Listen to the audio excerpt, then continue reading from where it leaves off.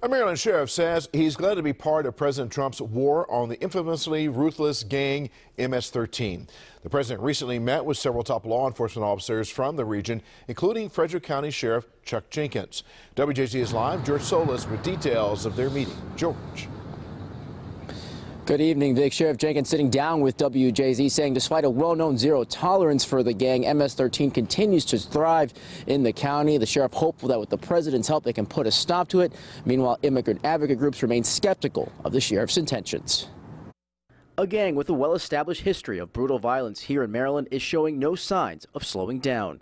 MS-13, which has strong ties to El Salvador, has been connected to a series of heinous crimes in Montgomery, Anne Arundel, and Frederick counties, to name a few. We've seen an escalation in the numbers. Frederick County Sheriff Chuck Jenkins. Aggravated assault, assault on police officers, rape of young teenage girls. We've seen brutal beheadings. Jenkins, one of several top law enforcement officials meeting with the president Tuesday to discuss the growing threat of MS-13. Not another country in the world has the stupidity of laws that we do when it comes to immigration. President Trump basically declared war on MS-13. Frederick, Anne Arundel, and Harford counties already in partnerships with federal law enforcement agencies to weed out and deport violent criminals here illegally, a process that involves screening inmates that pass through their jails. Immigration advocates have condemned the current administration's immigration crackdown. This type of propaganda coming out of the White House, really demonizing immigrants. Wednesday, in a statement at WJZ, the group CASA in action, critical of Sheriff Jenkins, accusing him of racial profiling.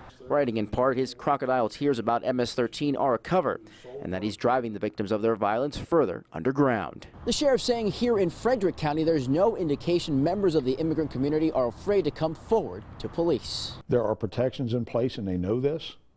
If you're the victim of a crime or a witness to a crime, even if you're in this country illegally, there are protections for you. The sheriff going as far as comparing the gang to terrorist groups like Al-Qaeda and ISIS. Live tonight, George Solis reporting for WJZ. George, thank you. The sheriff tells WJZ he hopes his input will be integral in future policy that could lead to the end of the violence.